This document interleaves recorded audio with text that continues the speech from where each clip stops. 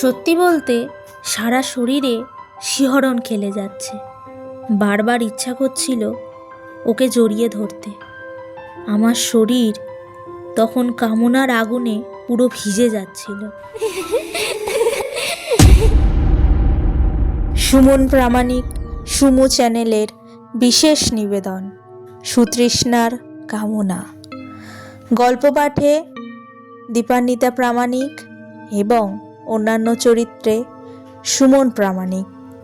গল্পটি প্রাপ্তবয়স্কদের জন্য। আজ শুনবেন গল্পের প্রথম পর্ব। শুরু হচ্ছে সুতৃষ্ণার কামনা। প্রতিদিনের এই ব্যস্ততা আর একঘেয়েমি জীবনটাকে দুর্বিষহ করে তুলেছে। জীবনটাকে এনজয় করার বয়সে কর্তব্যের মায়াজালে জড়িয়ে চাওয়া পাওয়া, ভালোবাসা, ভালো লাগা, সুখ স্বাচ্ছন্দ্য, পছন্দ সব কিছু জলাঞ্জলি দিয়েছি। কাল রবিবার, বাড়ি যেতে হবে। আজ তাই সব কিছু গুছিয়ে রাখতে হবে।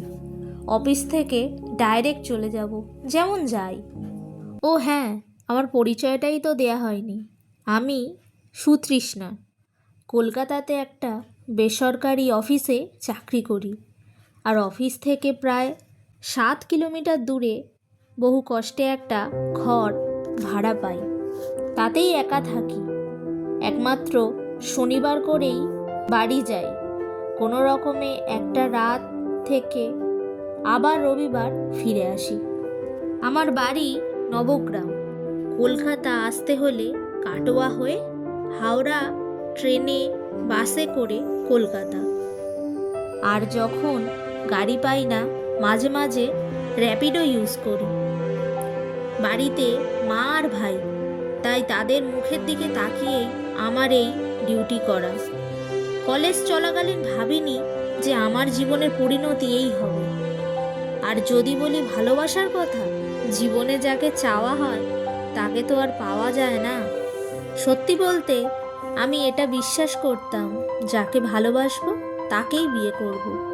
দুর্ভাগ্যবশত সেই ভালোবাসা আজ জোটেনি। যে কজন এসেছে শুধু শরীরের জন্য। আর যদি বলি আমার শারীরিক গঠন, একেবারে নর্মাল, ছিমছাম চেহারা, ফর্সা। চেহারায় কামনার উত্তাল সমুদ্র যেন ঢেউ খেলছে। যাই হোক, আসল ঘটনায় আসা যাক।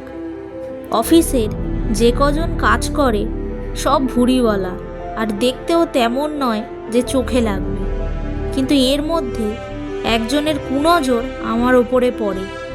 যখনই সুযোগ পেত আমার গায়ে টাচ করত আর নানান অফার দিত। আমি যতটা পারতাম এড়িয়ে চলতাম। অফিস থেকে বেরিয়ে বাড়ি যাওয়ার জন্য বাসে উঠি। ঠিক দেখে দেখে ওই অফিসের জানোয়ারটা আমার সাথেই বাসে ওঠে। বাস চলতে শুরু করলে কিছুক্ষণ পর একটু ভিড় বাড়ে। আর ঠিক তখনই শুরু হয় লোকটার নোংরা খেলা। আস্তে আস্তে আমার কোমরে হাত দেয়। হাত বোলাতে বোলাতে হাতটা চলে আসে আমার বুকের ওপরে। আমি হাতটা ছাড়ানোর ব্যর্থ চেষ্টা করলাম।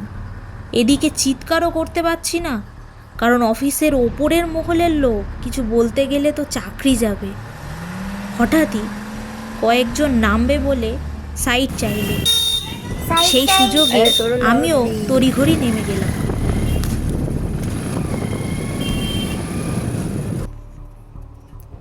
চোখে মুখে জল দিয়ে র্যাপিডো বুক করলাম।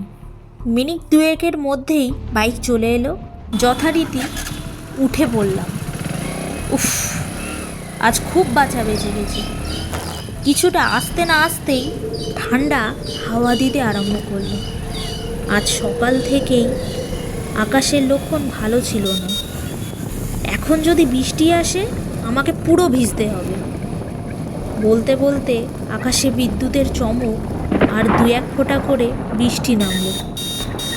ছেলেটা বাইক থামিয়ে ব্যাগ থেকে রেনকোট বার করে দিল আর বলল, ম্যাম, পরে নিন। আমি বললাম না, লাগবে না। ও জোর করলো আর বলল, ম্যাম, আমি সব সময় ভিজি।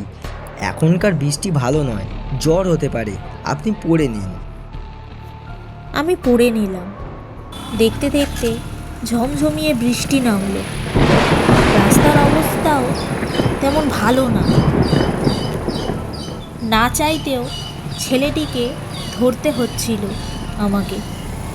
মাঝে মাঝে এমন খানাখন্দ আসতে আরম্ভ করলো, গাড়ির ব্রেকের চোটে আমি ওর গায়ে গিয়ে পড়লাম।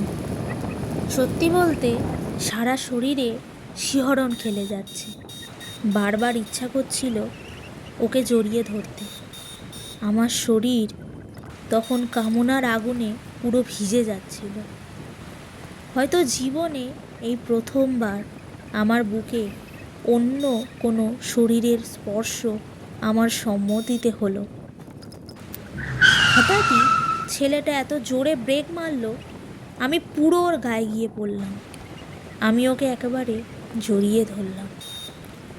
ছেলেটা কাঁপা কাঁপা কণ্ঠে বলল, সরি ম্যাম, একটা বাম্পার হঠাৎই সামনে চলে এসেছিল। আমি ওকে ছেড়ে দিলাম। দেখতে দেখতে হাওড়া স্টেশন এসে গেল। রেনকোটটা ওকে দিয়ে দিলাম। ওকে অনলাইন পেমেন্ট করলাম। ঠিক সময় টিকিট কেটে ট্রেনে উঠলাম। একেবারে সঠিক সময় ছেলেটা পৌঁছে দিয়েছে, না হলে এই ট্রেনটা ছেড়ে যেত। ইস, ওকে একটু বেশি পে করলে ভালো হতো। ভিজে ভিজে আমাকে এতটা টাইমলি পৌঁছে দিল। শুনছিলেন সুতৃষ্ণার কামনা। এরপরে মেয়েটির সাথে কি হতে চলেছে, আর সেই ছেলেটির সাথে মেয়েটির কি কোনো সম্পর্ক তৈরি হতে পারে, আর কি হবে যদি অফিসের ওই লোকটা মেয়েটাকে আবার সিডিউস করে, এই সব কটা প্রশ্নের উত্তর জানতে চান? তাহলে শুনতে থাকুন সুতৃষ্ণার কামনা। ফিরে আসছি পরের পর্বে।